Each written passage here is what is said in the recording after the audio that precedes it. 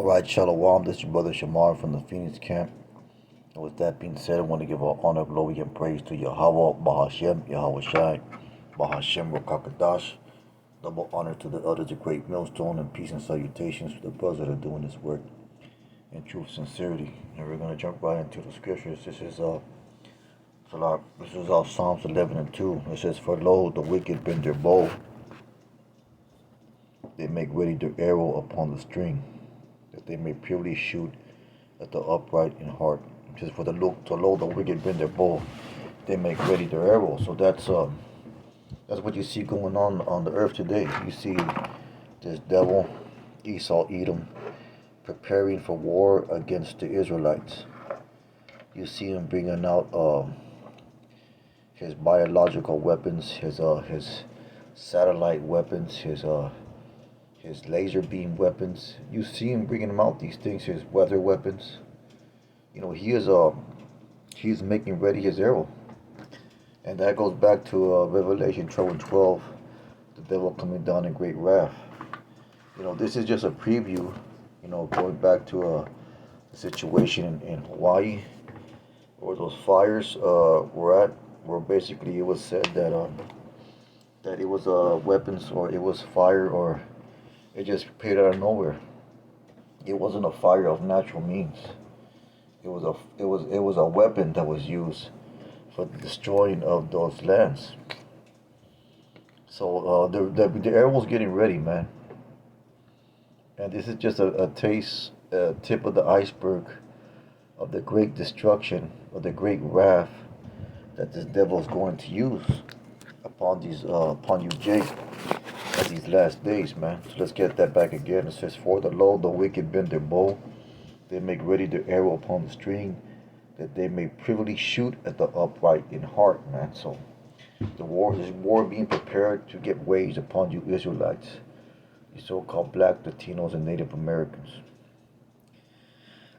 Keep on going. "If the foundation be destroyed, what can the righteous do? The Lord is the holy temple. The Lord's throne is in heaven. His eyes behold, his eyes try the children of men. The Lord tries the righteous, but the wicked, him that loveth violence, his soul hateth." And this is going to be the response from the Most High in the form of ICBMs and fire beams from the chariots. "Upon the wicked he shall rain snares, fires, and brimstones, and a horrible tempest. There shall be a portion of their cup." So just know this, man. Just know that Esau, Edom, so-called white man, is preparing war to be waged against you Israelites. And that's in the scriptures. We're going to get a few scriptures that prove that. Let's go to Psalms 10 and 2. This is Psalms 10 and 2, and it says, "The wicked in his pride does persecute the poor. Let them be taken in the devices that they imagine." So he has imagined these devices, and that's going to be basically his downfall, man. "For the wicked boasts of his heart's desire, and blessed comes whom the Lord abhorreth. The wicked, through with pride of his countenance, will not seek after God. Yahweh is not in all their thoughts," because they're setting themselves up as the Most High, man, in these weather control devices. And we all know this is just the Most High working on the left-hand side, but you got to also understand that this is Revelation 12 and 12 coming to pass. Let's get a few more scriptures. Psalms 37 and 14. This is Psalms 37 and 14. And it says, "The wicked have drawn out the sword." And just believe that that's what they're doing right now.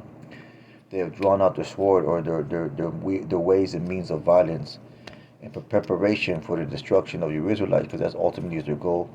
Because in doing so, they believe that they're going to get their blessing back. But as we all know, according to Bible prophecy, at the end they shall be destroyed. It says, "The wicked have drawn out their sword, and have bent their bow to cast down the poor and needy." And the poor and needy refers to the Israelites, and to slay such as be of upright conversation. The men of the elect, preaching and teaching on the highways and hedges. There's going to be a persecution of the saints, but it's basically going to backfire on them according to Scripture and according to prophecy. It says, "Their sword shall enter into their own heart, and their bowels shall be broken." So ultimately, this is a warning that the devil is preparing war against us, but also it's what's the word? Exhortation of hope that the Most High ultimately, he has our back. So let's get Psalms 10 and 8. Psalms 10 and 8. It says, He sitteth in the lurking places of the villages, and the secret places that he murdered the innocent. His eyes are privily set against the poor. He lies in wait secretly as a lion in his den. And these are the devices of Satan that's mentioned in the New Testament that we are not ignorant of. So we are aware of these things. We are aware of his secret counsels, of his in the dark meetings that he has on the left hand side, and the scheme or the plot that he has against the Israelites, man. It says he lies in wait in secretly as a lion in his den. He lies in wait to catch the poor. He does catch the poor when he draws him into his net, because he's setting up an ultimate trap, the ultimate snare, which is going to be the RFID microchip. He's setting up problems and chaos and catastrophes and financial disasters, so that you have no choice but to bow down to him. And his main target is you Israelites, you so-called Black Latinos, Native Americans, and confusion of faith. He's setting up this system so that you have no choice but to go to him. He's already brainwashed you. He's already brainwashed two-thirds of our people. Through his media, through his what's the word I'm trying to say? His exaltation of wickedness, which he fed to you, Jake. You simple-minded Jake. That's why you like to follow wickedness and all its forms in the music and media and your personal lives. That's all a trap and a snare that he set up for you, man. That's why he says right there, when he does catch the poor, when he draws him into his net, and that poor is the Israelites, two-thirds of our people, because they are poor in the sense that they have no knowledge. They're poor in the sense that they have no intelligence. And poor, and poor in the sense that they have no wisdom, because wisdom is compared to fine rubies in wealth. So they're poor. So these are the Israelites without wisdom. They're poor because they don't have the riches and knowledge of the truth. It says, when he draws him into his net, he crouches and humbles himself, that the poor may fall by the strong ones. And what are the strong ones? That could be the military, the police, martial law, his laws, his decrees, and everything else under the sun that he puts power into, that gives him power. He said in his heart, Yahweh was forgotten. He's hid his face; he will never see it.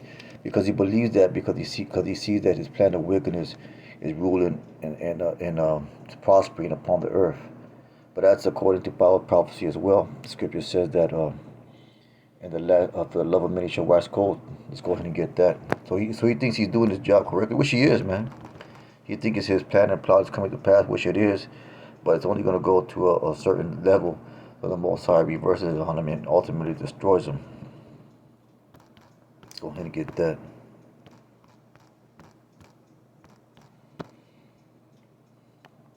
This is Matthew 24 and 12.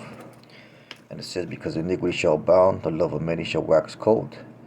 But he that endure unto the end, the same shall be saved. And that's speaking of the elect, man.